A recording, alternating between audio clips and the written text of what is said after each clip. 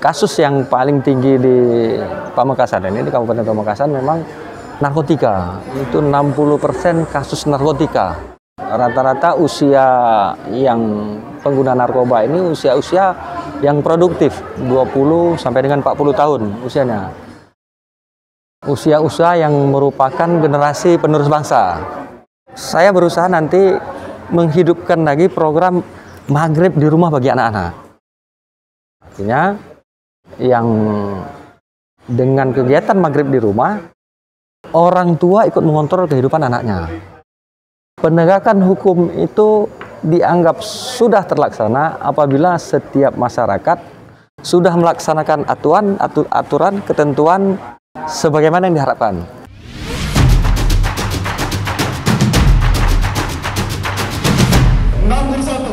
Tanggal 22 Juli tahun 2001 siap dilaksanakan.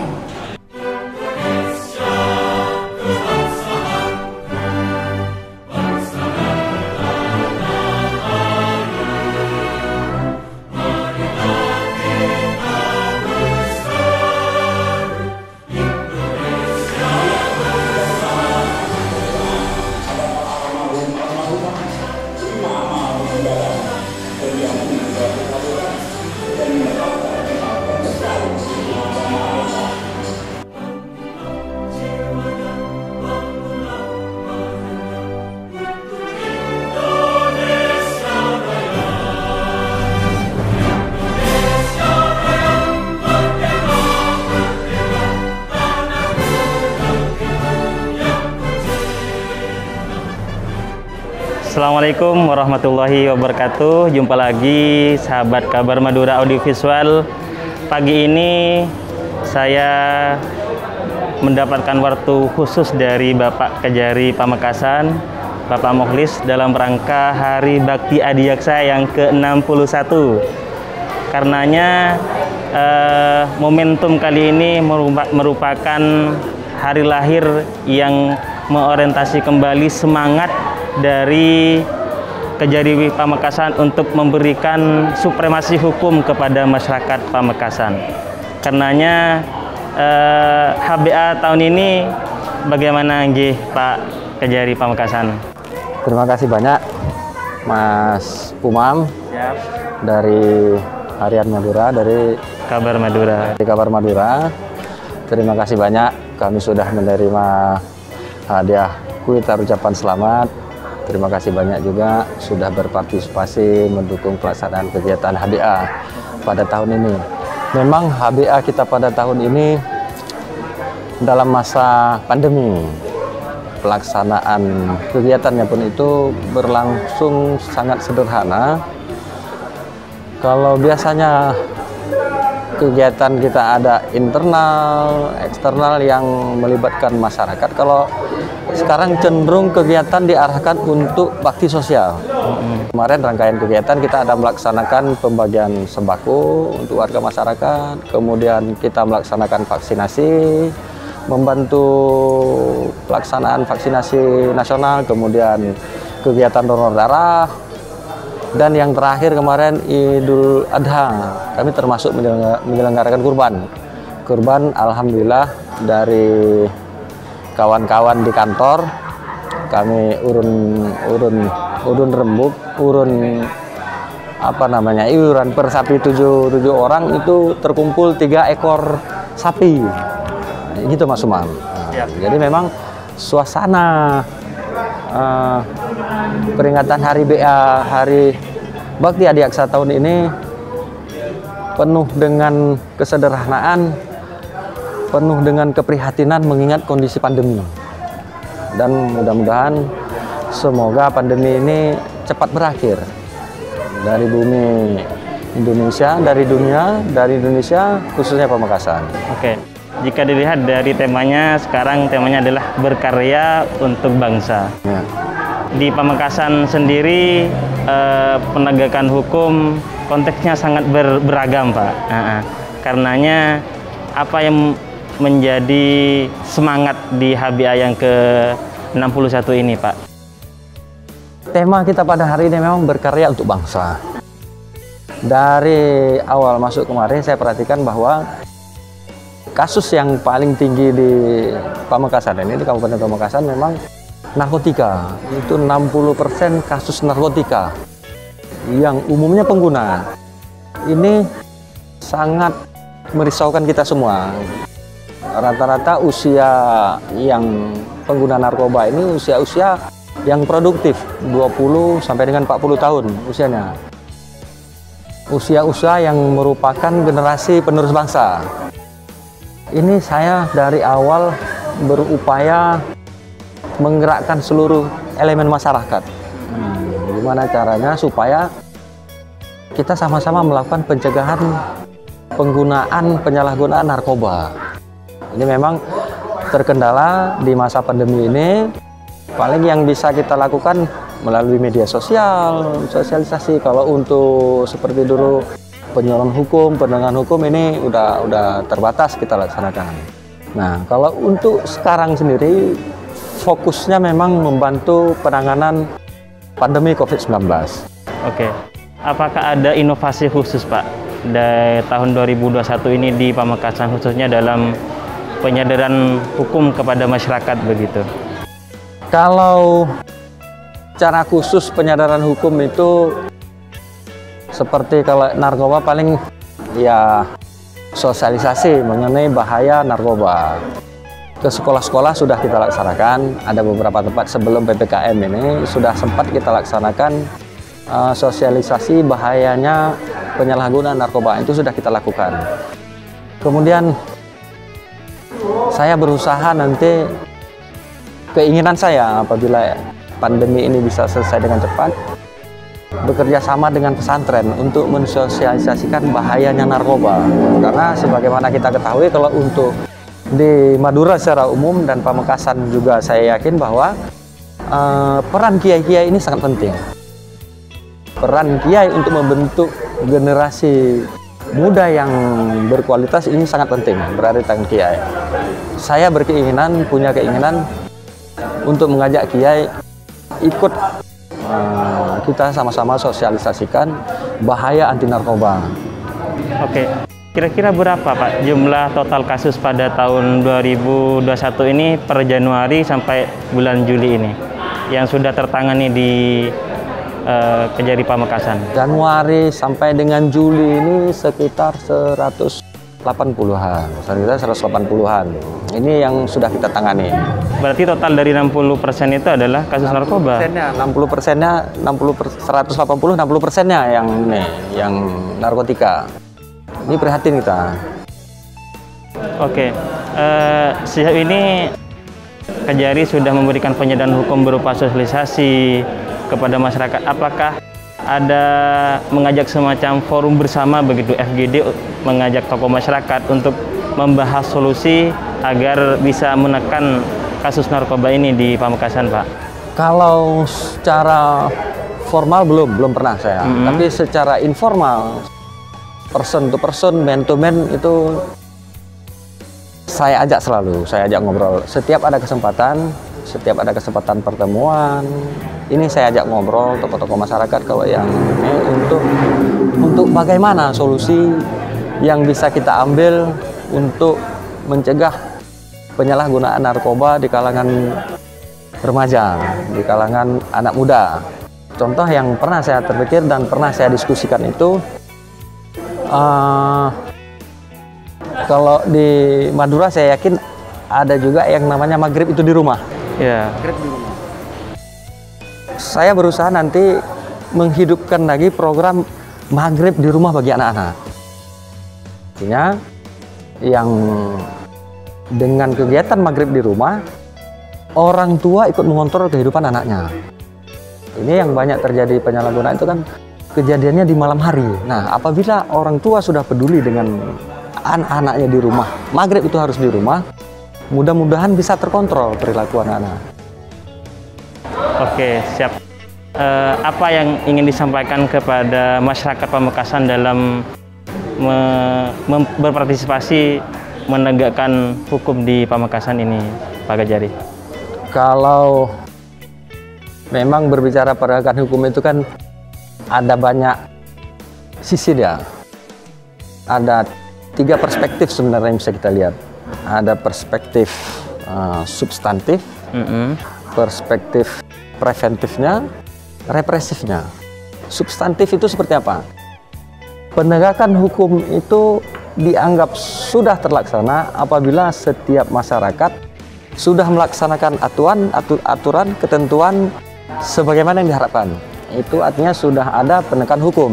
Nah, kemudian yang kedua, penegakan hukum dari sisi preventif, pencegahannya. Pencegahan seperti sosialisasi, kemudian edukasi melalui baik langsung maupun media sosial, itu termasuk upaya-upaya preventif. Dan yang ketiga, yang represif. Ini penegakan hukum yang sekarang ini harus sebagai ultimum remedium, artinya upaya terakhir. Seperti ditangkap, ditahan, dipenjara, itu sebagai upaya terakhir. Ini merupakan benteng terakhir yang memang sebenarnya tidak kita harapkan. Yang lebih bagus sebenarnya yang substantif, dari sisi substantifnya berlakunya ketentuan undang-undang seperti misalnya lalu lintas. Setiap orang dah tertib pakai helm, begitu lampu merah dia berhenti, lampu stop berhenti, itu sudah ada penegakan hukumnya. Dan preventifnya, ini yang paling penting sebenarnya. Represifnya ini sangat tidak kita harapkan. Karena gimana pun bekerja di kejaksaan ini, setiap hari ada orang yang kita masukkan ke penjara, Mas. Setiap hari. Setiap hari ada orang yang kita pisahkan dari keluarganya. Setiap hari ada orang yang merasa puas karena ada yang dimasukkan ke penjara. Tapi setiap hari juga terjadi pergesekan di antara masyarakat, di antara orang-orang yang bermasalah. Ini yang sangat kita harapkan. Program dari pimpinan, kalau untuk ini ada yang namanya restoratif justice. Artinya keadilan yang direstorasi. Apabila ada perselisihan antara warga, yang sangat diharapkan oleh pimpinan saat ini adalah pendamaian. Jangan sampai saling membenci. Yang diharapkan adalah saling berdamai, saling baik-baik, saling rukun. Ini yang kita harapkan di antara masyarakat. Sebenarnya yang paling penting lagi, kasus-kasus kecil pun banyak timbul di masyarakat. Contoh, perselisihan antar warga. Sebenarnya kami dari Kejaksaan sangat berharap perselisihan antar warga ini yang kecil diselesaikan melalui mekanisme desa. Mekanisme klebun lah, menyelesaikan masalah warga sehingga tidak perlu ke media musyawarah mufakat begitu ya. Nah, kalau misalnya sampai ke pengadilan, itu ibarat ibarat pepatah, arang habis besi binasa, Mas. Yang sama-sama hancur. Ini merasa sakit hati, sana puas tapi sakit hati, cuman nggak pernah menyelesaikan masalah. Tapi kalau diselesaikan secara adat, insya Allah dia final, habis semua. Sehingga pertikaian di masyarakat itu bisa hilang. Bisa ditekan. Bisa ditekan, bisa hilang. Itu yang harapan kami. Kemudian arahan pimpinan juga di masa pandemi ini, kami mendukung penuh pelaksanaan PPKM. Penegakan disiplin tentu saja kami secara yuridisnya adalah tilang-tilang. Arahan pimpinan sudah menegaskan bahwa pelaksanaannya harus tegas tapi humanis dan pakai hati nurani. Pakai hati nurani. Karena masyarakat sekarang lagi susah.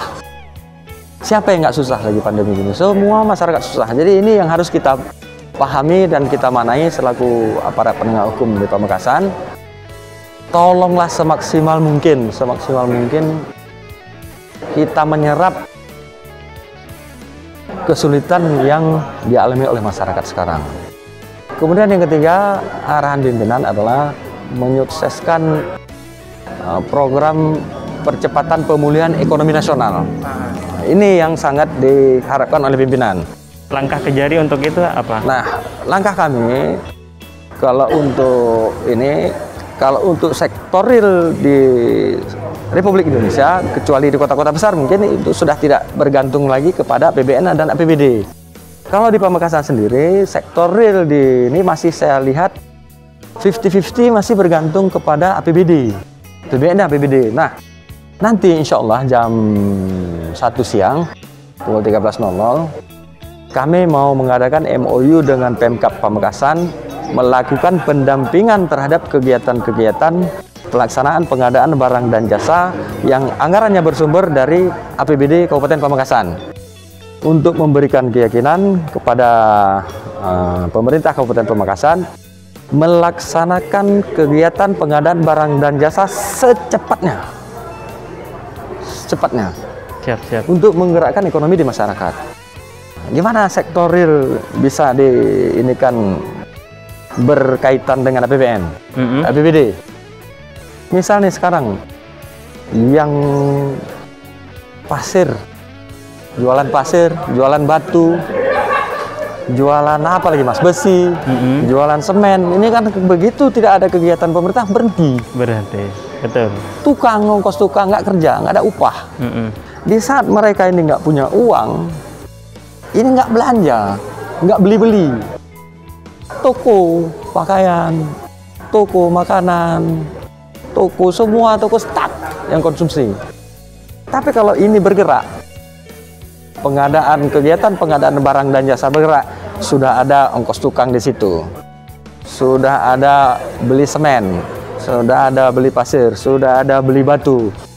Ini orang-orang ini yang bekerja ini otomatis dia sudah punya penghasilan. Ya. Di saat dia sudah punya penghasilan, di saat sudah punya penghasilan dia akan belanja, beli ke masyarakat.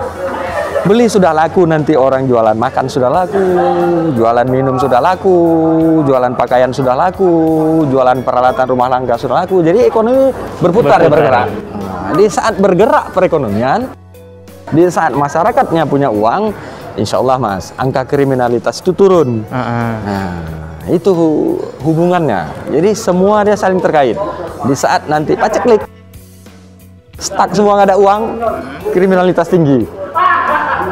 Ini tentu sangat mengkhawatirkan. Kira-kira apakah selama menegakkan hukum di Pamekasan ada apa istilahnya ya, kendala yang sangat berarti, ada ancaman atau ada teror atau ada apa begitu Pak selama ini Pak? Alhamdulillah selama saya di sini memang ini pandangan masyarakat luar terhadap Madura itu keras, keras dan tegas, repot katanya. Tapi begitu saya masuk kemari, justru yang saya terima itu kebalikannya. Orangnya begitu diajak ngobrol lembut, lembut, nggak ada yang namanya teror ke saya. Alhamdulillah, insya Allah selama ini belum pernah ada. Nggak ada teror yang untuk sampai mengancam jiwa, keselamatan kawan-kawan, nggak ada. Justru baik-baik. Di sini yang paling ngeri dia bilang daerah utara. Saya ngetrail ke daerah utara, Trabas sama kawan-kawan ke daerah utara, ketemu sama masyarakat di bagian utara Pamekasan, termasuk orang-orang lembut. Saya jeplok di tanah, mereka ajak ngobrol, aman, enak, malah justru enak, nggak seperti yang dibayangkan. Oh, siap. Oke, jadi pada kesimpulannya adalah sinergitas penegakan hukum di Pamekasan ini adalah akan dilakukan secara bersama-sama dengan seluruh stakeholder, tokoh, dan seluruh elemen di Pamekasan begitu ya Pak Gajari ya? Harus, wajib mas, wajib.